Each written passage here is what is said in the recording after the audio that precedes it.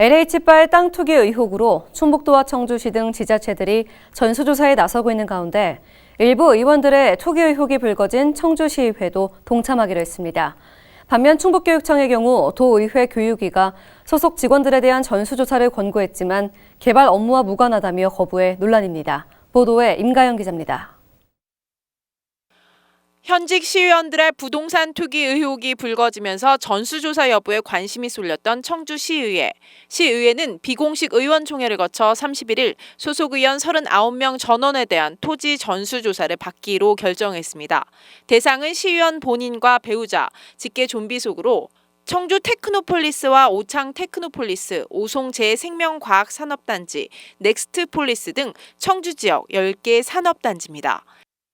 LH 사건 이후로 우리가 좀 시민들도 불안하고 그런데 85만의 대의기관으로서 그래도 빨리 가야 되지 않나 그런 생각에 의원님들과 같이 상의해가지고 우리가 특별한 적이도 없는데 빨리 하자. 그래야 모범이 돼야 되지 않나. 시민의 모범.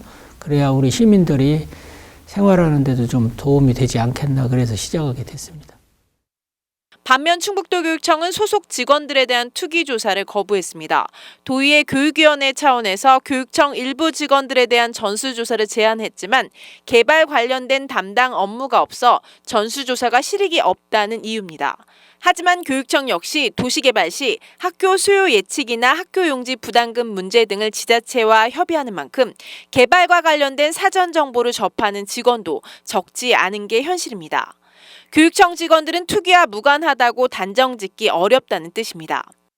그래도 특정 업무들은 사실은 그 관련 업무들이 좀 많이 있는 상황이거든요. 그래서 이제 교육위원장 입장에서 교육청에 조사를 좀 하자라는 제안을 했고 그 제안 이후에 그 교육청에서 받은 답변으로는 교육청은 관련된 개발 행위에 관련된 업무가 없을 뿐더러 그것이 없기 때문에 그것을 담당하는 공무원도 없다. 그렇기 때문에 조사를 하는 것이 실익이 별로 없다. 이런 답변을 들었습니다.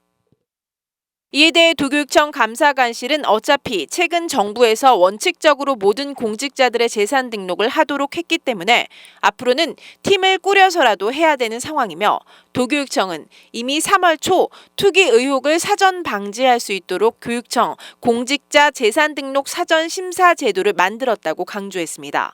하지만 이 역시 실효성에 의문이 들기는 마찬가지.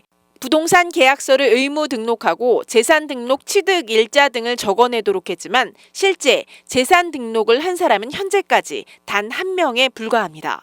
HCN 뉴스 임가영입니다.